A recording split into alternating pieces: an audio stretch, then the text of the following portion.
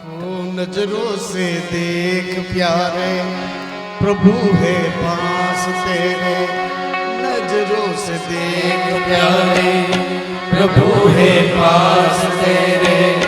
क्या ढूंढता है मन में, तन में कभी ना देखे, तन में कभी ना देखे। नजरों से देख प्यारे, प्रभु है पास तेरे। नजरों से देख प्यारे, प्रभु है पास तेरे। क्या ढूंढता है मन में, तन में कभी ना देखे।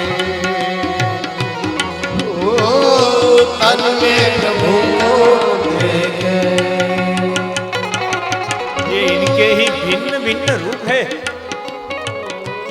सागर से उठा तू बादल बनकर परमात्मा, और बादल से फटा बरसा बनकर, फिर नहर बनी, नदियां गहरी। तेरे भिन्न भिन्न प्रकार तू एक ही है। यही परमात्मा की विशेषता है, यही है स्वराट स्वेन राजते। वो है सभी ठिकाने, घट घट की बात जाने। वो है सभी ठिकाने, घट घट की बात जाने। वो है सभी ठिकाने, घट घट की बात जाने। वो है सभी ठिकाने, घट घट की बात जाने। उनको जो दूर माने, वो मूढ़ है गनेरे। उसको जो दूर माने, वो मूढ़ है गनेरे। प्रभु को देख प्यारे, प्रभु है पास तेरे। प्रभु को देख प्यारे, प्रभु है पास तेरे। क्या ढूंढता है बन में, वो तन में कभी ना देखे। ओ तन में कभी ना देखे। तेने ब्रह्म हृदय आदि कवये। आदि कवि माने सबसे पहले भगवान की स्तुति जिन्होंने की, और वो है ब्रह्मा जी। ब्रह्मा जी को रुदा, रुदा माने संकल्प मात्र से भगवान के सामने नारायण ब्रह्मा जी के सामने प्रकट हुए, और संकल्प मात्र से कहा कि मेरे में जितना भी विज्ञान है वो आप में आ जाए। क्षण के थोड़े से ही क्षण में सब उनके अंदर आ गया। और कैसा ज्ञान? मोहियंती यत् सूरयः। सूर माने देवता भी मोहित हो जाए। देखिए टेढ़ी चाल चलने वाले जो होते हैं, टेढ़ी चाल चलने वाले होते हैं वो सीधे होते हैं, और सीधी चाल चलने वाले होते हैं वो टेढ़े होते हैं।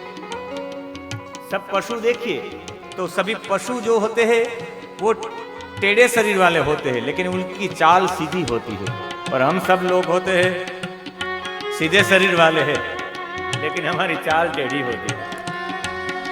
परमात्मा ने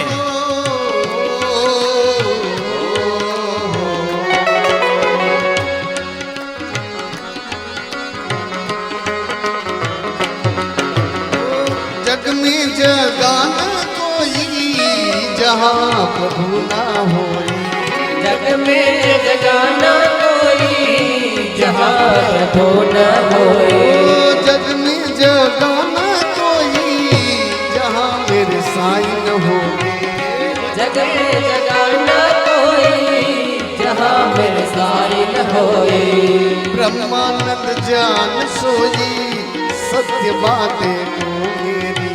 ब्रह्मानंद जान सोए, सत्य बातों को मेरे। नजरों से देख प्यारे, प्रभु है पास तेरे। नजरों से देख प्यारे, प्रभु है पास तेरे। क्या ढूंढता है बन में, तन में कभी ना देखे। ओ तन में कभी ना देखे। तन में कभी ना देखे। अमेरिका की एक संस्था ने अभी शरीर का दाम लगाया, 200 करोड़ से ज्यादा शरीर की सामग्री है, 200 करोड़ से ज्यादा। लीवर, किडनी सबको लेकर पूरा शरीर 200 करोड़ से ज्यादा है। 215 करोड़ का दाव लगाया था। आपको 215 करोड़ तो ऐसे ही दे दिए है परमात्मा ने। अब आपको करोड़पति बनने की जरूरत ही नहीं है, आप करोड़पति ही है। इतना तो सब दिया हुआ है। ये आंखें मिल सकती है, मैं आपको 15 लाख दूं तो आप आंखें दे सकते हैं। मैं आपको 50 लाख दूं, आपके पैर दे सकते हैं, आप आपके हाथ दे सकते हैं, आपका हृदय दे सकते हैं। मतलब है अमूल्य ये शरीर है। तेजो वारी मृदाम यथा विनिमय यत्र त्रिसर्गो मृषा। ये सब त्रिसर्गो अमृषा, ये सब न मृषा माने सब सत्य है। और इनकी कृपा से धामना, उनके प्रकाश से ही स्वेन सदा निरस्त कुहकम। कुहकम इति माया। माया को निरस्त करने के लिए भगवत कृपा ही होनी चाहिए। जब तक भगवत कृपा नहीं होगी माया का पर्दा हटेगा नहीं। और ऐसे माया को हटाने वाले ऐसे परम तत्व को, वही परम सत्य है, उनका हम धीमहि माने ध्यान करते हैं। यहां नमन नहीं किया गया, ध्यान की अवस्था सबसे ऊंची अवस्था होती है। अष्टांग योग में कभी देखिए, यम, नियम, आसन, प्राणायाम, प्रत्याहार, धारणा और ध्यान, ये सबसे ऊंची स्थिति है। साधना की अंतिम स्थिति ही ध्यान है। और जिनको ध्यान लग गया, समझ लीजिए, विनोबा भावे को किसी ने पूछा था कि विनोबा जी आप समाधि किसे कहेंगे? विनोबा भावे ने एक ही वाक्य में समाधि की व्युत्पत्ति की, जितने समय तक आप निर्विकार रह सकेंगे, जितने समय तक आप निर्विकारी है, तब तक आप समाधि में है। आप 3 घंटे तक यहां कथा में निर्विकारी बैठ सकते हैं, आपके मन में विकृति खड़ी नहीं हुई तो समझ लेना चाहिए आप समाधि में थे। बोलेगा किसी को हम 3 घंटे समाधि लगा कर आए हैं। जितने समय तक निर्विकारी रहना वही समाधि है। आंख बंद करने से ही ध्यान होता है, ये बात गलत है। मेडिटेशन वाले कहते हैं आंख बंद कर दीजिए अब ध्यान होगा। ध्यान खुली आंख से भी होता है।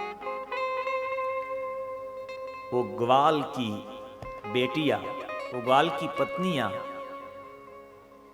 जब बेचने जाती थी, दही बेचने जाती थी, दूध बेचने जाती थी, मक्खन बेचने जाती थी, तो बोलती रहती थी, कोई गोविंद लो, कोई दामोदर लो, कोई माधव लो। मैं बेचने जा रही गोविंद को, दामोदर को। उनको ये भी विक्रेतु कामा, उनका कामना थी विक्रेतु माने विक्रय करने जाती थी। लेकिन मुरारी पादार पितचित्त वृत्ति, उनकी वृत्ति मुरारी के चरणों में लगी हुई थी। तो जो भी देती थी तब बोलती थी लो गोविंद लो भाई, कोई दामोदर लो, मक्खन लो, ऐसा नहीं, दामोदर लो ऐसा। माने कितनी वृत्ति उनकी भरी हुई थी। निर्विकार अवस्था ही समाधि है। और निर्विकारी अवस्था किसी भी माध्यम से प्राप्त हो, कथा के माध्यम से, जप के माध्यम से, सेवा के माध्यम से, कोई भी तरह से, वो स्थिति है धीमहि। शब्द से, शब्द का अर्थ उनसे ज्यादा अच्छा लगता है। हम शब्द सुने ओमकार, लेकिन ओमकार का अर्थ सुने तो इससे भी आपको आनंद की प्राप्ति होगी। इससे ज्यादा अर्थ से निष्पन्न हुआ ज्ञान इससे भी फायदे कारक है, आनंद प्रदायक है। और उससे भी ज्ञान से भी ज्ञान का जब ध्यान लग जाता है तब स्थिति कोई और होती है। सत्य को किसी की अवलंबन करने की जरूरत नहीं है। जब कोई कहता है ना मैं मेरी मां की कसम खाता हूं, मैंने ये नहीं किया, तब समझ लेना चाहिए वो असत्य है। सत्य को किसी का अवलंबन चाहिए। सत्य अखंड है, सत्य अस्खलित है, सत्य स्वयं है, अमाप है, अनंत है, अछेद्य है, वो अनाश्रित है, वो अनावलंबी है। सत्य को किसी का अवलंबन की जरूरत ही नहीं।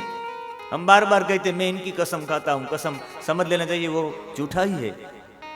आज का विज्ञान कहता है कि ये सृष्टि बिग बैंग पद्धति से बनी हुई, विस्फोट से बनी है। पर मैं कहना चाहूंगा विस्फोट से नहीं, मेरे ठाकुर जी के सामर्थ्य से हुई है। विस्फोट से तो नाश होता है, सृष्टि थोड़ी बनती है। ये ठाकुर जी का सामर्थ्य है। बाद में निष्कपट धर्म का प्रतिपादन है। बाद में ये भागवत जी निगम कल्प तरोर गलितम फलम, ये वेदों का सार है। इनको समझने के लिए आपको वेदों में भी जाना पड़ेगा। मैं जाऊंगा वेदों में, वेदों के मंत्रों में। आप समझ नहीं पाए तो बता देना कि वेद मंत्र हमारे मानस पटल में नहीं आ रहे। यहां 1000 सालों तक एक यज्ञ हो रहा था, उसी में सुत पौराणिक और शौनक आदि 88,000 ऋषि थे। 6 प्रश्न हुए और 6 प्रश्न के बाद पूरी भागवत चली है। शौनक जी ऋग्वेदी थे, 10,000 विद्यार्थियों को पढ़ाने वाले थे, 10,000 छात्रों को पढ़ाने वाले थे, वयोवृद्ध थे। सुत पौराणिक से जो कथा करने वाले हैं उनसे वयोवृद्ध थे शौनक, लेकिन पूछने के लिए वो थोड़ी देर तक भी नहीं रुके। और ऐसा भी मन में नहीं हुआ कि वो मेरे से छोटा है, मैं इसे क्यों पूछूं, मैं तो ऋग्वेदी हूं, मैं 10,000 छात्रों को पढ़ा रहा हूं, तो मैं क्यों पूछूं। सब में कोई ना कोई विशेषता होती है। पुराणों की विशेषता उग्र श्रवा में थी, जिसे हमें शुद्ध पौराणिक कहे। सब लोग उनको शुद्ध पौराणिक कहते हैं। खड़े होकर पूछने लगे, आपसे हमारी विनती है। और 6 प्रश्नों का जो प्रत्युत्तर दिया वही भागवत जी है। किम श्रेयः शास्त्र सारः कः स्वावतार प्रयोजनम् किम कर्म एवताराश्च धर्मः कं शरणं गतः। सबसे पहला प्रश्न शौनक ऋषि का था, किम श्रेयः। श्रेय माने कल्याण। हमारा कल्याण किसमें है।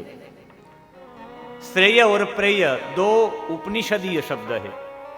श्रेय किसे कहेंगे और प्रेय किसे कहेंगे। यदि आप श्रेय और प्रेय अपने शरीर में ही देखना चाहते हैं तो इसे पेय कहा जाएगा। यहां से आप कुछ पिएंगे उसे पेय कहा जाएगा संस्कृत में। यहां से कुछ पिएंगे तो इसे श्रेय कहा जाएगा। यहां से आप यदि कान से कुछ पिएंगे तो कान से सीधा ही कान से जाएगा तो मन में, मन से बुद्धि में, बुद्धि में से विचार में, विचार से आचार में और आचार से आचरण में। आपकी ऊर्ध्व गति है। यहां से पिएंगे तो ऊर्ध्व गति होगी। यहां से कुछ पिएंगे तो वो अन्न नली में, छोटी आंत में, बड़ी आंत में, जठर में और फिर विसर्जन में, वो अधोगति में जाएगा। आप कहां से सुनना चाहते हैं, यहां से कि यहां से। ये श्रेय और प्रेय है। प्रेय माने मुख है और श्रेय माने कथा है। एक तरीके से देखिए तो प्रेय है वो संसार है, संसार को डाउनलोड करना पड़ेगा। और कथा है वो श्रेय है, कथा अपलोड करनी पड़ेगी। अपलोड और डाउनलोड का ये फर्क है। भगवान की भक्ति, भगवान के प्रति प्रेम, ये कृष्ण का चरित्र ही ऐसा है जो प्रेम का चरित्र है। ये भागवत जी अन्य शास्त्रों से श्रेष्ठ क्यों है, वेदों से भी श्रेष्ठ क्यों है, इनका मतलब यही, ये प्रेम का शास्त्र है। और आज जीवन में प्रेम ही प्राप्त करना है। यदि आप प्रेम की 2 बातें सुन लिए किसी के पास तो भोजन करने की जरूरत नहीं है। सब कुछ प्यार ही है। यदि आप किसी को प्यार दे नहीं सकते तो समझ लेना चाहिए आपका जीवन निरर्थक है। दूसरों को प्राथमिकता देना वही प्यार है। यदि कोई आ जाए और आप अपने स्थान से खड़े होकर कहिए कि आप स्थान ग्रहण करें, मैं पीछे चला जाऊंगा, ये प्यार है। दूसरों को प्राथमिकता देना वही प्यार है। अपनी पत्नी को आंख बताते रहना, ऐसा नहीं करना, वैसा नहीं करना, वो प्यार नहीं होता। प्राथमिकता देना चाहिए। आगे बैठिए, आप इस स्थान पर आप बैठिए, मैं नीचे बैठता हूं, ये प्राथमिकता है, ये प्यार है। और एक भी ऐसा चरित्र मुझे दिखाइए। सब ग्रंथ है, सभी ग्रंथ में ज्ञान की बातें हैं, ये बातें हैं, वो बातें हैं। ये पूरा प्यार से भरा हुआ ग्रंथ माने भागवत जी है। इनका एक भी स्कंद उठा लीजिए, बिना प्यार का एक भी स्कंद नहीं होगा। मैं ये प्रथम स्कंद में अभी भी आपको मैं प्रूफ कर दूंगा कि पहला स्कंद प्यार का स्कंद है।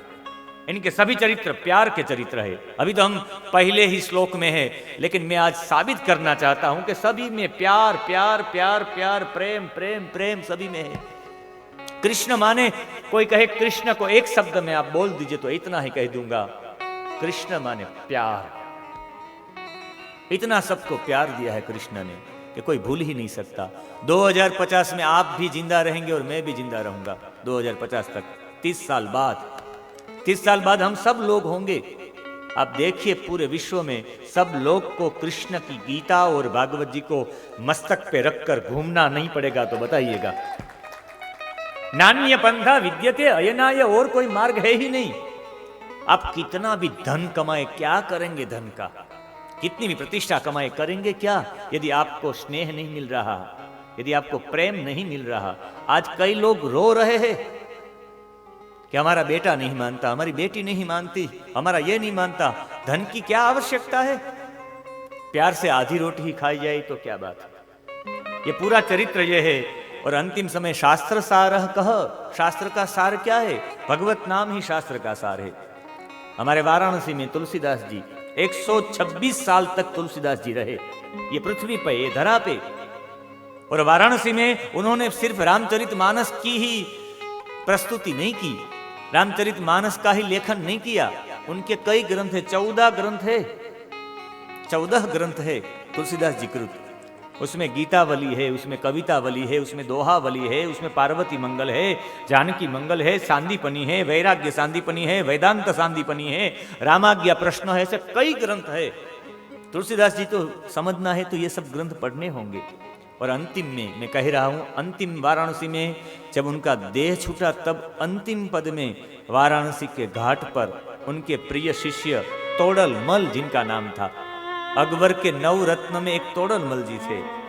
उसी तोड़ल मल को अंतिम उपदेश तुलसीदास जी ने यही दिया था कि करीब को बहुत काह, अल्प तो अवधि, जीवता में बहु सोच पोच, पार न पुराण हुको। पुराणों का पार नहीं है, कितने पुराण पढ़ेंगे आप? वेदों को अंत नहीं, वेदों का कोई अंत नहीं। न इति नेति नेति, वेदों का कोई अंत नहीं है। वाणी की अनेक रीत, सबकी वाणी भी अलग अलग है, अलग अलग वाणी में सबने प्रस्तुत किया। कलयुग कैसा होगा? तो हमारे जूनागढ़ के एक बड़े ही देवायत पंडित ने कलयुग का वर्णन अपनी मुख से, अपनी वाणी से अलग किया। हमारे बरना डूंगर में, पोरबंदर के पास एक त्रिकमाचार्य महात्मा हुए, उन्होंने कली का वर्णन अलग रीत से किया, अलग तरीके से किया। काव्य की कला अनंत, काव्य की कलाएं भी अनंत है। छंद का प्रबंध बहु, कई छंद भी है। राग को रसिक कहां कहां पीजिए, अनेक राग है, कितने रसिक होंगे। अभी मैं पेटी सीख रहा था तो उसी समय पूज्य मूलदास बापू आए, कहा महादेव भाई आपको पेटी सीखने की जरूरत ही नहीं है। जिनके मुख से प्रेम की बातें निकलती है वो संगीत हो जाता है, संगीत बनाना नहीं पड़ता। जो आपकी बातें है वो प्रेम की बातें है, इनके लिए प्रेम संगीत प्रेम के लिए तो है ही, इसलिए तो धुन भजन कीर्तन होते हैं। इसलिए तो हमें ठाकुर जी के प्रति, परमात्मा के प्रति प्रेम होता है। और कहा लाखन की एक बात बताए तुलसी, आज तुलसी ने कहा एक ही बात। नाभाजी में भक्तमाल बोल रहे हैं, एक ही बात बता रहे, राम नाम लीजिए जन्म सुधार चाहो, राम नाम लीजिए। भगवत नाम से और कोई चीज है ही नहीं है दुनिया में जो आनंद की प्राप्ति करा सके हमें। यदि आनंद की प्राप्ति करना चाहते हैं तो आप भगवत नाम स्मरण करें, राम राम राम राम बोलेंगे तो आनंद की प्राप्ति होगी। जैसे 2000 की नोट में सभी नोटें आ जाती है, ऐसे ही भगवत नाम में सभी आ जाता है। हमारे तो वहां जन कल्याण मासिक चला रहे हैं। हमारे एक बड़े एक संत हुए जिन्होंने अखंड श्री राम जय जय राम की धुन लगाई, कैंसर जैसी बीमारी भी दूर कर दी। ऐसे भगवत नाम की भी महिमा है। यहां अवतार कितने हुए इनके बारे में बताया कि 24 अवतार। ऐसे तो असंख्य भगवान के अवतार है, लेकिन 24 अवतार सबसे मुख्य है। वनत्रयं क चतुष्कम् अभवपरम युग्मकम् सदयत्याद्यवताराः चतुर्विंशति संख्यकाः। ये 24 अवतार है। व से 3 अवतार हुए। आपको गिनती करनी चाहिए कि क्रमशः समझा दो आपको याद रखना है कितने अवतार है। सबसे पहला अवतार यदि कोई है तो वो सनत कुमारों का अवतार है। सनत कुमारों ने अखंड ब्रह्मचर्य का पालन किया। वो प्रथम चारों भाई है वो भगवान के ही अवतार है। बाद में वराह अवतार हुआ जो पृथ्वी को बाहर निकालने के लिए भुंड के रूप में आए, वराह के रूप में आए, शुकर के रूप में आए। बाद में नारद जी हुए जो भक्ति सूत्र के प्रणेता है। भक्ति क्या है वो समझाने के लिए नारद अवतार हुआ। नर नारायण ने धर्म और मूर्ति के गर्भ से बद्री विशाल में आज भी साधना करते हैं। अभी ठंडी चल रही है फिर भी बद्री विशाल में उनके मस्तक पे, उनके भाल पे आज भी चंदन घिसा जाता है, चंदन ठंडा रहता है। सब लोग बता रहे कि ये ठंड में भी इतनी ठंडी है फिर भी लोग चंदन क्यों लगाते हैं ठाकुर जी को। नर और नारायण वहां इतना तप कर रहे कि उनकी गर्मी इतनी है, उस गर्मी को ठंडी करने के लिए सब आज भी ऐसी ठंडी ऋतु में भी चंदन लगाते हैं भाल पर। नर नारायण का अवतार, फिर कपिल अवतार, सांख्य शास्त्र का उपदेश किया। फिर दत्तात्रेय अवतार, 24 गुरुओं जिन्होंने वैश्या को भी गुरु बनाया। माने लेना चाहता है कोई किसी से गुण तो वैश्या से भी ले सकता है, कीड़ी से भी ले सका, मकोड़े से भी ले सकता है। 24 जगह से जो बोध लिया 24 लोगों को गुरु बनाए वो दत्तात्रेय महाराज। फिर यज्ञ नारायण, यज्ञ भी एक अवतार है। फिर ऋषभ देव का अवतार जिन्होंने सन्यासी पूरे जीवन में एक भी सिद्धि का स्वीकार नहीं किया, जिनके 9 योगेश्वर बेटे हुए। जो ऋषभ देव जिनको जैन लोग नमो अरिहंताणम जिसे अरिहंत कहते हैं, वैष्णव लोग जिन्हें केसरिया जी कहते हैं, वही है ये ऋषभ देव। फिर पृथुराजा का अवतार जिन्होंने पृथ्वी पर खेती का माने कृषि का विकास किया। समतल भूमि का योगदान पृथु महाराज की प्रसिद्धि में जाता है। और इनके बाद मत्स्य अवतार हुआ, फिर कुरुम अवतार, धन्वंतरी अवतार, मोहिनी अवतार, नृसिंह अवतार, वामन अवतार, परशुराम जी का अवतार, व्यास अवतार, राम का अवतार, बलराम, कृष्ण, बुद्ध और कल्कि, हंस और हयग्रीव, ऐसे 24 अवतार है। यदि आप याद रखना चाहते हैं तो वनत्रयम, व से 3 अवतार, वामन अवतार, व्यास अवतार और वराह अवतार। न से भी 3, नृसिंह अवतार, नारद अवतार और नर नारायण अवतार। क चतुष्कयम, क से 4 अवतार, कल्कि अवतार, कपिल अवतार, कुरुम अवतार और कृष्ण अवतार। ह से, ब से, प से, र से और म से युग्मकम 2 अवतार। हंस, ह से हंस अवतार और हयग्रीव अवतार। ब से बलराम अवतार और बुद्ध अवतार। प से 2 अवतार हुए, परशुराम जी अवतार और पृथु अवतार। र से 2, एक ऋषभ देव का अवतार और एक राम का अवतार। और म से मत्स्य अवतार और मोहिनी अवतार। स से सनत कुमार का अवतार, ध से धन्वंतरी का अवतार, य से यज्ञ अवतार और द से दत्तात्रेय अवतार। ये चतुर्विंशति संख्या का है। ये चतुर्विंशति माने 24 अवतार है। और भगवान आने के बाद कर्म क्या करते हैं? तो भगवान आने के बाद सबके हृदय में प्रेम की उत्पत्ति कर देते हैं। इतना प्रेम खड़ा कर देते हैं हमारे हृदय में। एक एक अवतार देखे, सभी अवतारों ने प्यार ही दिया है। आप किसी भी अवतार के बारे में पूछे तो सभी अवतार में प्यार से अलावा कुछ बांटा ही नहीं है। और ये 24 अवतार अंत में कहा कि परमात्मा सभी लोगों को प्रेम देने के लिए यहां पधारते हैं। और भगवान जब स्वधाम गमन भगवान का हुआ प्रभास से, भगवान वैकुंठ को चले गए अपने धाम को। वहां तक तो कृष्ण के आश्रय में रहता था धर्म। कृष्ण के चले जाने के बाद माने द्वापर युग पूर्ण होने के बाद धर्म किसके शरण गया? धर्मः कम शरणम गतः। किसका आश्रय लिया धर्म ने? तब कहा धर्मो भागवते स्थितः। धर्म ने भागवत जी का आश्रय लिया। माने ये भागवत जी क्या है? भागवत जी की रचना किसने की? किसकी प्रेरणा से की? कब की? ये सब प्रश्न हुए। तब सुत पौराणिक बोल रहे हैं, कह रहे हैं कि ये रचना व्यास नारायण से हुई। समझ पाया? वो बता रहे थे कि माना नाम का गांव है बद्रीनाथ के पास, जहां व्यास गुफा भी है और गणेश जी का भी स्थान है। भारत का अंतिम गांव, भारतीय सीमा का अंतिम गांव माने वो गांव दूसरा नहीं, वो ये व्यास गुफा वाला गांव है जिसे माना कहा जाता है। आज भी सरस्वती नदी के तट पर है, भारतीय सीमा की अंतिम दुकान, ऐसा लिखा हुआ है। वो माना नाम का गांव है और माना में ही व्यास गुफा है, वहीं व्यास जी बैठे हुए थे। और व्यास न होते तो मैं एक ही शब्द में कह पाऊंगा, तो हमारे जीवन में सुवास भी नहीं होती। व्यास है इसलिए सुवास है। एक बद्री के वृक्ष के नीचे, बेर के वृक्ष के नीचे बैठकर 18 पुराण की रचना की है। मुझे तो ऐसा लगता है कि हम एक ही पुराण, ये कथा होती है भागवत जी की, मेरी दृष्टि से भागवत जी की कथा के साथ साथ अन्य पुराणों की भी कथा होनी चाहिए। लोगों को मालूम नहीं है पुराण क्या है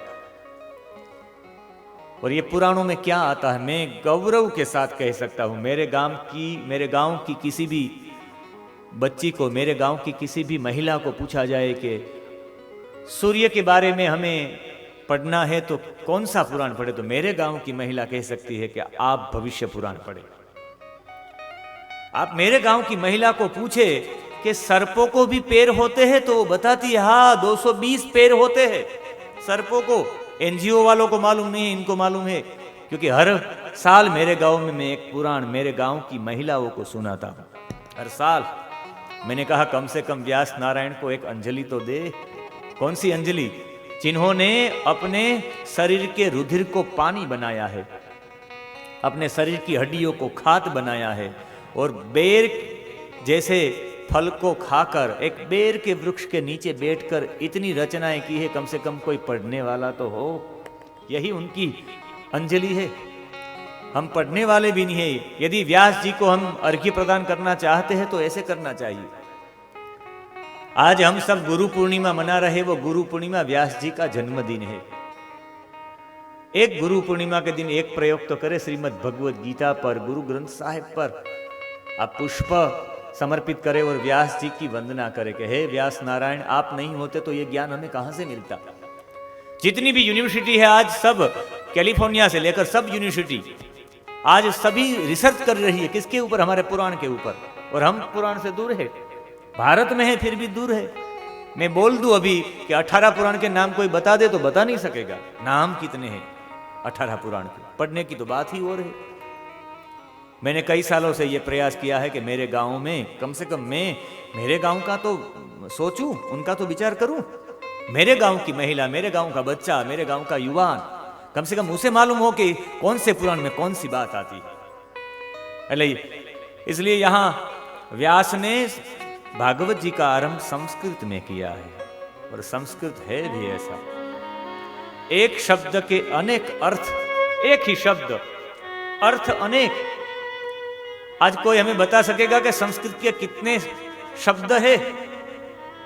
संस्कृत का शब्दकोश सबसे ज्यादा है, 102 अरब 80 करोड़ 50 लाख शब्द है संस्कृत के। 102 अरब इतने शब्द, ऐसी कौन सी भाषा है हमें बताइए कि इतने शब्द होंगे? शब्दकोश माने एक ही मैं बताता हूं, नदी के लिए संस्कृत में नदी को सरिता भी कहा जाता है, नदी को निम्नगा भी कहा जाता है, नदी को तटिनी भी कहा जाता है, नदी को निर्झरिणी भी कहा जाता है, नदी को शैवालिनी भी कहा जाता है, नदी को स्रोत्र स्थिति भी कहा जाता है। एक पानी ही लीजिए, पानी के 600 नाम है संस्कृत में, 600 नाम पानी के। आकाश में जब पानी होता है तब उसे अंभ कहा जाता है, इसलिए बादलों को अंभोदह कहा जाता है। जैसे ही वो जल बरसता है पृथ्वी के ऊपर, बारिश होती है, बारिश के जल को संस्कृत में तोयम कहा जाता है। और जब वो पर्वत पर गिरता है और पर्वत से गिरने के बाद जो नीचे आता है, उसी जल को कीलालम कहा जाता है। छोटे से खड्डे में वो जल रहता है तो उसे अंबु कहा जाता है, उसी जल को। वही जल नदी में बहता है तो उसे जलम कहा जाता है। वही जल समुद्र में मिल जाता है तो उनको वारी धी कहा जाता है। वारी माने जल, धी माने समूह। वही जल यदि आप किसी के चरणों में समर्पित करेंगे, गुरु महाराज के चरणों में, तो उसे उदक कहा जाएगा, इसलिए चरणोदक कहा जाता है। परमात्मा के लिए आप वो जल समर्पित करें तो वो अमृतम कहा जाएगा, इसलिए भगवान को स्नान कराने के बाद उसे हमें चरणामृत हम कहते हैं। एक ही जल है, नाम कितने हैं? यदि अग्नि के 1000 नाम है, 1000 नाम है। ऋग्वेद में तो पूरा अग्नि सूक्त भरा हुआ है। 6000 नाम इंद्र के हैं। और यदि एक शब्द के लिए अनेक अर्थ, एक शब्द का हरि शब्द ले लीजिए, हरि के कई अर्थ है। हरि माने बंदर होता है, हरि माने मेंढक होता है, हरि माने शेर होता है, हरि माने हिरण होता है। हरि के कई अर्थ है। हरि माने शशंक चक्रधारी भगवान नारायण भी हरि कहलाते हैं। हरि माने सांप भी होता है। एक शब्द के अनेक अर्थ और एक अर्थ के लिए अनेक शब्द भी, ये वैविध्यता है। मैं आप सबको बताऊं, आप बोलिए एकम, दशक, 100, 1000, 10,000, लाख, 10 लाख, क्या आएगा बाद में? करोड़। आप तो व्यापारी है सब लोग। करोड़ के बाद 10 करोड़, 10 करोड़ के बाद खरब, 10 खरब, 10 खरब के बाद कुछ आता है? पदम, इनके बाद कोई आता है? संस्कृत में है 24, जब तक पीछे शून्य लगेंगे तब तक बोल सकते हैं आप। हम 13 तक बोल सकते हैं, इनके आगे नहीं बोल सकते। मिलियन, बिलियन, ट्रिलियन का कुछ नहीं आता। अंग्रेजी में सबको आंटी ही बोला जाता है। वो चाची हो, मौसी हो, कुछ भी हो, सबके लिए एक ही शब्द है आंटी। लेकिन हमारे यहां चाची के लिए 10 शब्द है संस्कृत में। चाची के लिए, मौसी के लिए 12 शब्द है। हम तो रह गए हैं आंटी। 10,000 से ज्यादा शब्द नहीं है अंग्रेजी में। गुजराती में 12,000 शब्द है, इनसे ज्यादा है नहीं। 1 अरब। एक शून्य जिनके पीछे लगता है उसे कहा जाता है 10। 2 शून्य लगते हैं उसे कहा जाता है शतम संस्कृत में। फिर सहस्त्र, फिर 10,000 को अयुतम, लक्ष्य को, लाख को लक्ष्य। 6 मिंडे, 6 शून्य लगेंगे पीछे तो उसे कहा जाएगा 10 लक्ष। 7 शून्य कोटि, 8 शून्य 10 कोटि, 9 शून्य अर्बुद माने अरब, 10 शून्य 10 अर्बुदम, 11 शून्य तो खर्व, 12 शून्य तो निखर्व, 13 शून्य माने पद्म, 14 शून्य माने महापद्म, 16 शून्य माने शंकु, यानी उनसे आगे जलादि शंकु, फिर अंत्यम, फिर मध्य, फिर परार्ध, फिर महापरार्ध, फिर धून, फिर महाधून, फिर अक्षोहिणी, फिर महाअक्षोहिणी। यह संस्कृत की विविधता है। इसलिए थोड़ा संस्कृत पढ़ा कर संस्कृत सुनने में भी अच्छा लगता है। इसलिए हमारे कौंडिन्य गुरुचरणा ने अपने भाव में और फिर बाद में संस्कृत पढ़ने के लिए लोगों का आवाहन किया था। सखे सरला पठ भाषा शुभम संस्कृता। सरला पठ भाषा शुभम संस्कृता। यस्ते चार वृंद कवि वृंद भंग मन नृत्य मानवल्ली। यस्ते चार वृंद कवि वृंद भंग मन नृत्य मानवल्ली। लोकानाम्या मुदा प्रेम विस्तारिका प्रभु यस्ते सखे सरला पठ भाषा शुभां संस्कृता। सखे सरला पठ भाषा शुभां संस्कृता।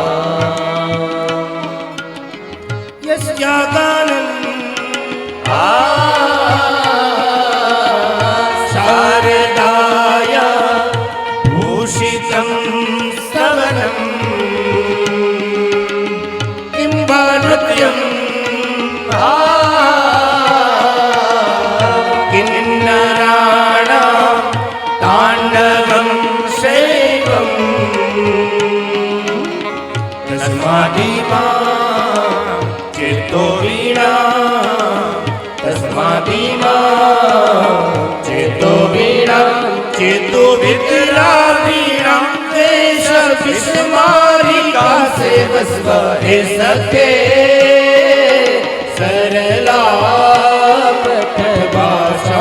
शुभं संस्कृताम्। इनका भाव होता है सखे, हे मित्र, सरलाम माने सरल है, भाषाम ये सरलाम भाषाम, ये सरल भाषा है, पठ माने पढ़ना चाहिए, शुभाम संस्कृताम, संस्कृत थोड़ा पढ़ना चाहिए। आप ज्यादा न पढ़े तो कुछ नहीं, आपके लिए एक वाक्य में आपको, यदि आपको किसी को कहना है कि आप कैसे है, गुजराती में केम छो, कैसे है किसी को बोलना है तो इतना ही बोल दीजिए संस्कृत में, कथम अस्ति, कैसे हो। आपको अब कहना है कि अब मैं संस्कृत सीख कर आ गई हूं, मैं संस्कृत सीख कर आ गई हूं कथा में, किसी को बोलना है तो आपको एक वाक्य तो याद रखना ही चाहिए, कथम अस्ति, कैसे हो। ऐसा संस्कृत है, इतनी विविधता है। ये अंग्रेजी और सभी भाषा तो मौसी है, हमारी सही माता ही संस्कृत है। संस्कृत से ही पूरा भारत अखंड हो सकता है, भारत की एकता संस्कृत से है। यदि गुजरात में आप पूजा करवाए कलश की, विद्वान कई लोग हैं, लेकिन कलशस्य मुखे विष्णु वही आएगा। दक्षिण में करवाइए कलश की पूजा तो कलशस्य मुखे विष्णु वही आएगा। उत्तर में करवाए माने पूजा कर्मकांड संस्कृत से पूरा भारत एक हो सकता है। भारत को एक साथ जुड़ना है तो संस्कृत को अपनाना ही होगा। और इतनी मीठी भाषा भी है, आप समझे या न समझे, लेकिन आप आंख बंद कर भाव में प्रवाहित हो तो आप समझ सकते हैं, ये है संस्कृत भाषा। वर्षा काले मयूराणां मेघानां गर्जितम् तद्वत् तस्या मुक्तकानां श्लोकानां श्रवणम् पुष्पमोदं तत्ते मोदं पुष्पमोदं तत्ते मोदं तस्मादिश्च प्रचक्षादियं तारिका बालाना हे सखे सरला पठभाषां शोभां संस्कृता यस्ते चारुभुक्त कविवृन्द भङ्गिमन् नृत्यमानवल्ले यस्ते चारुभुक्त कविवृन्द भङ्गिमन् नृत्यमानवल्ले लोकानां या मुदा प्रेम विस्तारिका प्रभूय हे सखे सरला पठभाषां शोभां संस्कृता सखे सरला पठभाषां शोभां संस्कृता पठभाषां शोभां संस्कृता पठभाषां शोभां संस्कृता। फोर्ब्स मैगजीन में छपा हुआ एक लेख था कि कंप्यूटर सॉफ्टवेयर में सबसे ज्यादा किसी भी थेरेपी का स्थान है तो स्पीच थेरेपी में संस्कृत भाषा सबसे श्रेष्ठ है। जर्मन में 14 यूनिवर्सिटियों में संस्कृत का पारायण अध्ययन होता है और हम संस्कृत गौण विषय में रखते हैं, इसलिए संस्कृत पढ़ना चाहिए। 102 अरब से ज्यादा शब्दकोश है, इतनी बड़ी भाषा कौन सी होगी। और संस्कृत समास में भी चलती है और व्यास में भी चलती है। Short and sweet. मैंने कई हिंदी फिल्म के गाने संस्कृत में ट्रांसफर किए हैं, कई भजन, कई धून, क्योंकि संस्कृत में जो आनंद की प्राप्ति हुई और किसी में नहीं होती। संस्कृत के जो वर्ड होते हैं, जो शब्द होते हैं, वो एक तरह से कोई कंठ होता है, कोई तालु होता है, कोई दंत्य होता है, वो वहीं से ही बोला जाता है। संस्कृत में आप रामः बोलिए तो श्वास बाहर निकलेगी, सांसें बाहर निकलेगी, और रामम बोलेंगे तो श्वास अंदर जाएगी। मन एक प्राणायाम हो जाएगा संस्कृत बोलने से, शरीर भी ठीक रहेगा। व्यास जी ने ये भागवत जी की रचना की। क्यों भागवत जी की रचना की? इनके लिए कहा कि 17 पुराण के बाद 1 लाख श्लोक का महाभारत की रचना हुई, फिर भी संतुष्टि नहीं। असंतुष्ट व्यास बैठे हुए थे। वहीं नारद जी का प्रादुर्भाव हुआ माना में, सम्याप्रास में।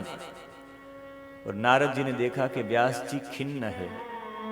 नारद जी ने कहा, पाराशर्य महाभाग भवतः कश्चिदात्मना परितुष्यति शारीर आत्मा मानस एव वा। आप शरीर से तो ठीक है लेकिन मन से ठीक नहीं। आप शरीर और मन से ठीक तो है ना। और उसी समय चरण को पकड़ लिया। व्यास जी ने चरणों में मस्तक झुकाकर बोले कि मेरे अंदर संतुष्टि नहीं है। मैंने ज्ञान की चर्चा खूब की है। एक बार आदमी बड़ा हो जाता है फिर झुकने में उन्हें अच्छा नहीं लगता, वो झुक ही नहीं सकता किसी के पास। व्यास नारायण ने पुराणों की रचना, महाभारत की रचना, उनके बाद भी संतुष्टि नहीं है ये कहना माने कितनी स्वीकृति है। और जो अपने अहंकार को दूर करता है उसे ही भागवत मिलता है। अहंकार से दूर होकर कहा कि मेरे अंदर संतुष्टि नहीं है, मुझे आनंद की प्राप्ति क्यों नहीं हो रही है। कहा कि आपने माया रहित ब्रह्म की ही व्याख्या की। माया रहित ब्रह्म नहीं, माया सहित ब्रह्म की व्याख्या करे। माया सहित ब्रह्म की बातें लिखे और वो माया सहित ब्रह्म माने श्री कृष्ण है। भगवान श्री कृष्ण की जो बातें हैं वो माया के सहित है। कृष्ण की जो बाल लीला है, निर्दोष लीला है, इनका आप लेखन करें, इनका अध्ययन करें, इनका एक ग्रंथ की रचना हो, उसमें कृष्ण की बाल लीला का ही स्वरूप हो। जब तक आप निर्दोष भाव की लीला का वर्णन नहीं करेंगे तब तक आनंद की प्राप्ति नहीं है। कल महात्मा जी पधारे थे, वो कल बोले कि बच्चा कथा का वक्ता युवा भी होना नहीं चाहिए, कथा का वक्ता वृद्ध भी होना नहीं चाहिए, कथा का वक्ता बाल होना चाहिए। बाल माने निर्दोष होना चाहिए। युवा होता है तो युवा के अंदर भी समझ लेना चाहिए कुछ ना कुछ तो गौरव रहेगा, कहीं ना कहीं दर्प रहेगा, अभिमान रहेगा। वृद्ध भी होना नहीं चाहिए, युवा भी होना नहीं चाहिए, वो बाल होना चाहिए। बाल माने निर्दोष होना चाहिए। मुझे बताइए, आपके दुश्मन का भी बच्चा हो लेकिन उनकी निर्दोषता देखकर आपको भी गले लगाने के लिए जी चाहेगा आपका, मैं गले लगा लूं बेटे को, क्योंकि उनके अंदर निर्दोषता है। कोई बच्चे को देखकर मारने की चेष्टा नहीं करेगा। वो तो पूतना ही एक थी जो छोटे बच्चे को मारती थी। अब बच्चे को देखो तो वो कुछ भी करे, आपको डांटने की भी इच्छा नहीं होगी। आपका बच्चा ही नहीं, किसी का भी बच्चा हो, वो निर्दोष ही होता है। निर्दोष के प्रति प्रेम ही होता है। यदि आज के बच्चे की निर्दोष लीला देखकर वो कुछ तोड़ता है, वो फोड़ता है, कहीं ना कहीं कुछ भी करता है, कुछ हानि पहुंचाता है, फिर भी आनंद आता है, तो कृष्ण का बाल स्वरूप कैसा होगा? वो निर्दोष लीला कैसे होगी? इनके बारे में आप कुछ लिखे। नारद जी अंतर ध्यान हो गए और उसी समय उसे प्रेरणा मिली कि मैं कुछ करूं। लेकिन नारद जी से वो पूछ रहे थे, जब दोनों का मिलन हुआ तब पूछे कि आप कृष्ण की लीला के बारे में बार बार मुझे क्यों बता रहे? नारद जी ने एक पूरा इतिहास सुनाया था। मैं पूर्व जन्म में एक दासी का बेटा था। पूर्व कल्प में मेरी माँ का नाम था कलावती। द्रुमिल करके मेरे पिताजी थे। जैसे ही मेरा जन्म हुआ मेरे पिताजी गोपराज थे, गोप थे, वो चले गए बद्रीनाथ को।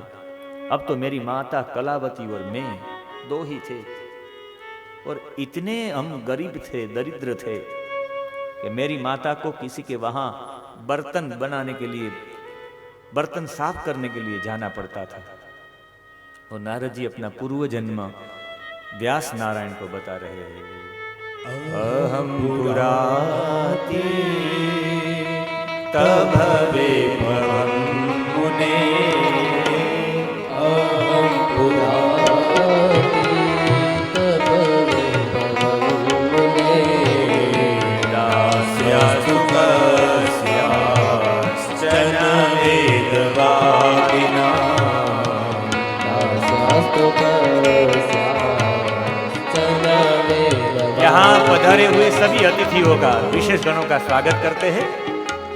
और आप सभी को नमन है, क्योंकि आप पधारे हैं वो अपने हृदय के अंदर, अपने सीने के अंदर, अपने मस्तिष्क के अंदर आप ठाकुर जी का भाव लेकर पधारे। इसलिए हमारे लिए आप सब श्रोता जन ठाकुर जी ही, इसलिए सभी को निरूपितो बालक एव योगिना, निरूपितो बालक एव योगिना, शुश्रूषणे प्रावृषि निर्विवीक्षता शुश्रूषणे प्रावृषि निर्विवेक्षता अहं पुराते तभविर्भवं मुने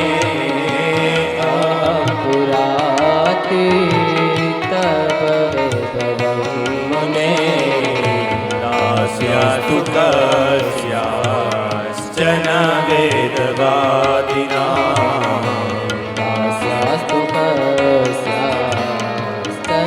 वेदवादिनां। नारद जी के सामने व्यास जी ने जैसे ही प्रश्न रखा, नारद जी ने कहा अहम माने मैं, पूरा अतीत, पूरे अतीत में, पूर्व में माने कई कल्पों से पहले, मैं एक दास्यास्तु कस्याश्चन वेदवादिना, मैं किसी दासी का पुत्र था, मेरी माँ दासी थी, बर्तन साफ करने के लिए जाया करती थी मेरी माता। लेकिन हमारा सद्भाग्य था कि जहां बर्तन साफ करने जाती थी वो वेदवादी ब्राह्मण था, उनके वहां मेरी माता काम करने जाया करती थी, बर्तन साफ करती थी, भोजन पकाती थी। वो वेदवादी ब्राह्मण था और जब चातुर्मास होता था तब कई ब्राह्मणों को, कई संतों को, कई परिव्राजकों को, सन्यासियों को अपने घर में रखता था। सन्यासी लोग जो परिव्रजन करते हैं, जो चलते ही रहते हैं, वो 4 मास के लिए, जब वर्षा ऋतु आती है तो वर्षा ऋतु में 4 मास तक वो कहीं जाते नहीं, एक स्थान पर बैठकर भगवान का भजन करते हैं। इनके 2 कारण हैं। एक, जब बारिश होती है तो जमीन में रहने वाले जितने भी प्राणी हैं, सांप आदि जो भी है, जो पृथ्वी के अंदर रहने वाले हैं, वो बाहर निकलते हैं, पानी भर जाता है। इसलिए तब आपके लिए ये सब रास्ते आपके लिए है, हम कहीं जाएंगे नहीं, इसलिए एक स्थान पर बैठ जाते हैं। दूसरों को प्राथमिकता देना, यही प्यार है। माने जमीन में रहने वाले, भूमि में रहने वाले प्राणियों को, उन पशुओं को, जीव जंतुओं को, कीटाणुओं को प्राथमिकता देने के लिए संत एक जगह पर बैठ जाते हैं। और वर्षा ऋतु में वातावरण भी मलिनता युक्त होता है, इसलिए मलिनता युक्त वातावरण में एक जगह बैठकर अनुष्ठान करना, वही शरीर में तो मलिनता दूर होगी, मानस मलिनता दूर करने के लिए संत एक जगह पर बैठ जाते हैं। इसलिए चातुर्मास में संतों की एक टोली आई जिसे मंडली कहा जाता है। वो एक मंडली होती है 12-15 लोगों की। वो मंडली के ऊपर एक जो उनका हेड होता है उसे मंडलेश्वर कहा जाता है। और ऐसे कई मंडलेश्वर होते हैं, उनके ऊपर एक मुख्य होता है। कई मंडलियों के मंडलेश्वर के ऊपर जो हेड होता है उसे महामंडलेश्वर कहा जाता है। ऐसे कई महामंडलेश्वर होते हैं, इनके ऊपर एक आचार्य मंडलेश्वर होता है। वो आचार्य मंडलेश्वर के ऊपर एक शंकराचार्य होते, पूर्व, पश्चिम, उत्तर और दक्षिण के। शंकराचार्य कभी प्रवचन करने नहीं गए, शंकराचार्य तो विचार प्रस्तुत करते हैं, आचार्य महामंडलेश्वर को प्रदान करते हैं। आचार्य महामंडलेश्वर महामंडलेश्वरों को, महामंडलेश्वरों मंडलेश्वरों को, और मंडलेश्वरों मंडली को, और वही मंडली गांव गांव घूमती है, खाने के लिए नहीं, किसी के पास पैसे लेने के लिए नहीं, धर्म का ज्ञान प्रदान करने के लिए। आज भी कुंभ होता है तो बिना कोई पोस्टर, बिना कोई खबर, बिना कोई एडवर्टाइज, बिना लाखों लोग एक जगह पे एकत्रित हो जाते हैं। क्यों? क्योंकि ये पूर्व से ये मंडली ने गांव गांव जाकर, घर घर जाकर एक ज्योत जलाई है। आज भी सभी के घरों के अंदर मंदिर है, गांवों के बीच में मंदिर है। राम मंदिर गांव के बीच में ही होता है। कोई भी गांव से बाहर निकले या गांव के अंदर आए तब राम जी के मंदिर को नमन करना ही है। वहां से वो निकलेंगे तो राम जी का मंदिर दिखाई देगा, राम जी दिखाई देंगे, राम जी दिखाई देंगे तो मर्यादा दिखाई देगी कि मुझे कैसे जीना चाहिए, वो ऑटोमेटिक सहज अवस्था में ही प्राप्त हो जाएगा। बार बार आप जिनको देखेंगे आपको ऐसा बनने की प्रक्रिया होगी। आज बार बार हम सब मूवी देख रहे हैं, इसलिए मूवी के अभिनेता बनने की चेष्टा है सभी में, तो मैं ऐसे बाल करा दूं, ऐसे करा दूं, ऐसे करा दूं। बार बार मूवी देखते हैं, बार बार सीरियल देखती है तो ऐसे कपड़े पहनूं, ऐसी ज्वेलरी पहनूं। आप बार बार जो देखेंगे ऐसे आप होंगे। हम बार बार ये पढ़ते रहते हैं। कई महीनों से टीवी नहीं देखा मैंने, टीवी ही नहीं देखा। क्यों नहीं देखा? क्योंकि बार बार यही पढ़ते रहते, यही सामने आते रहता है। आप जिनको देखेंगे बार बार आप ऐसे हो जाएंगे। इसलिए आपके घर में भगवान के चित्र रखे, इसलिए चित्र बनाए चित्रकारों ने। मैं तो कहता हूं सोने के समय यहां यहां यहां यहां यहां सब जगह, जैसे जहां भी हमारी आंख पड़े वहां भगवान ही दिखाई दे। वाराणसी में है, काशी में दीवालों पे भगवान के चित्र, यहीं देखो जहां देखो यहाँ भगवान के चित्र, भगवान के चित्र। कोई पान खाकर भगवान के चित्र के ऊपर थूकता भी है। मुझे तब ऐसा लगता था कि ये ठीक नहीं है, ये पान खाने वाले भी थूक देंगे तो भगवान के ऊपर थूक देंगे। लेकिन मुझे मालूम हुआ कि आप कहीं पे विजय बच नहीं सकेंगे, जहां भी देखे वहां हमारे परमात्मा है आपके मन में। पर इसीलिए आज भी काशी का कोई भी बंदा होगा तो वैरागी ही होगा। स्वामी जी वो सब लोग 11 बजे दुकान को जाते हैं अपने व्यापार को, तब तक भगवान का भजन करते हैं, गंगा जी में स्नान करते हैं, सभी मंदिरों में दर्शन पूजा पाठ करने के बाद अब जाएंगे व्यापार करने के, जो भी हुआ व्यापार में। इनका मतलब है आज भी वैरागी है। थोड़ा कमा लिया तो वो बड़े प्रसन्न रहते हैं, इनका मतलब है वो काशी में रहते हैं। इसलिए हमारे आंखों के सामने ग्रंथ साहिब जी होने चाहिए, हमारे आंखों के सामने नानक जी होने चाहिए, हमारी आंखों के सामने हमारे झूलेलाल होने चाहिए। इसलिए होने चाहिए कि हम दूसरा कुछ सोच ही ना सके, हमारे सामने जो आए वो हमारी प्रतिकृति बन जाता है, हमारे मानस में स्थिर हो जाता है।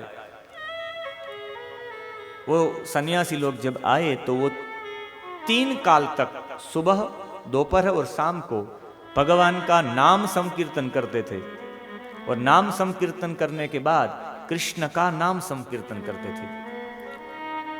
राधे कृष्ण गोविंदा, राधे कृष्ण गोविंदा, ऐसा कीर्तन कराने के बाद राधे कृष्ण गोविंदा, राधे कृष्ण गोविंदा करने के बाद भगवान की, कृष्ण की बाल लीला की वो कथा करते थे। एक संत कथा करते, बाकी सब लोग सुनते थे।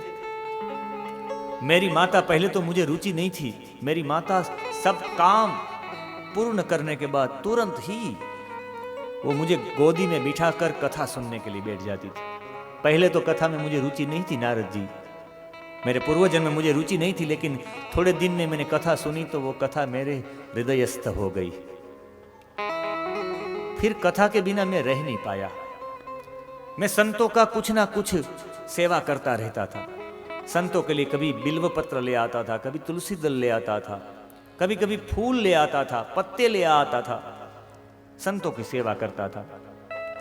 वो संत लोग मेरी सेवा से प्रसन्न होकर एक बार तो भोजन कर रहे थे और मुझे बुलाया, और उनका पत्थर में जो जूठा पड़ा हुआ था वो जूठा ही मुझे खिला दिया। यहां स्पष्ट लिखा हुआ है कि उच्छिष्ट उच्छिष्ट लेपानु अनुमोदितो द्विजेयी ही, वही सन्यासियों ने मुझे जूठा खिला दिया। फिर तो मेरी मति बस कथा में ही रहती।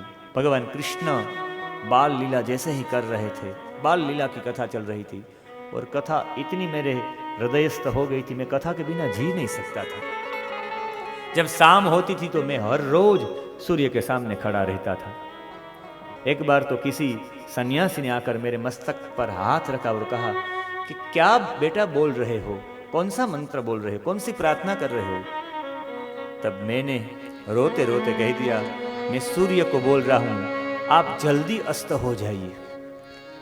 कहा बेटे, सब लोग तो प्रार्थना करते कि सूर्य आप जल्दी से उदित हो जाइए, आप उदित की प्रार्थना क्यों नहीं करते? जल्दी से अस्त होगा, और अस्त होगा तब शाम को सत्संग होगा। मैं सत्संग के बिना रह नहीं पाता, मुझे कृष्ण की कथा सुननी है। और जब चातुर्मास पूरा हुआ, वर्षा ऋतु पूर्ण हुई, जैसे ही वो संत तो चलते भले, सब संत परिव्राजक थे, वो सन्यासी लोग चलने लगे, तब मैंने कहा मैं भी आपके साथ चलूंगा। तब वो संतों ने मेरे मस्तक पर हाथ रखकर कहा कि तेरी माँ अकेली है, तेरी माँ मूढ़ है, तेरी माँ स्त्री है, तेरी माँ अबला है, तेरी माँ असहाय है। अभी आपका कर्तव्य यही है बेटा कि अपनी माँ के पास रहो, माँ की सेवा करो। कहा कि मेरी माँ मेरी शादी करवा देगी तो मैं भगवान